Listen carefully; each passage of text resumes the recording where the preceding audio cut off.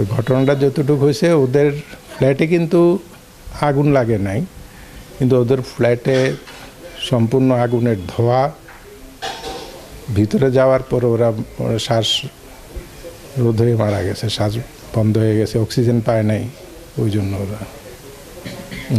আর আজকে ঢাকা বাদ আসর জানাজা হবে।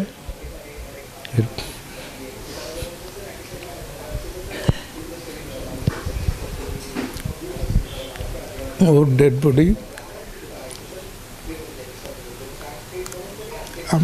আমাদের বাসায় আনবে, আর আমাদের গ্রামের বাড়িতে, ওরা কাজী বাড়িতে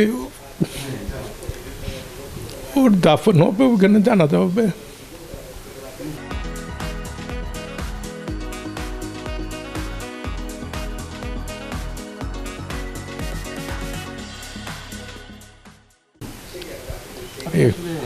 এটা কখন এবার নেই, কারণ সে ট্রান্সকমে চাকরি, সে ফার্মাসিস্ট, তার ওয়াইফ ফার্মাসিস্ট, তার ওয়াইফ স্কোয়ার ফার্মাসিউটিক্যালে ছিল, ভেটেরিনারি সেকশনে, আর সে ছিল স্কোয়ারে ট্রান্সকমের হেড অফিসে।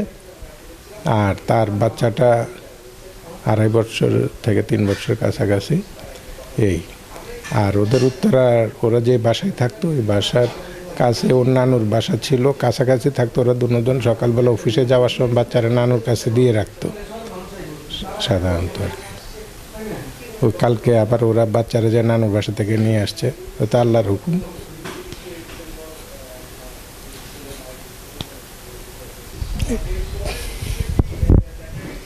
কম বয়সে তো যাওয়াটা সবার কাছেই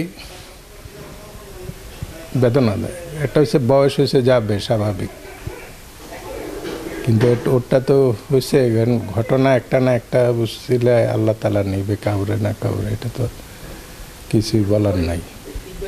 এটা কেউ চিন্তাও করে নাই, বুঝছেন।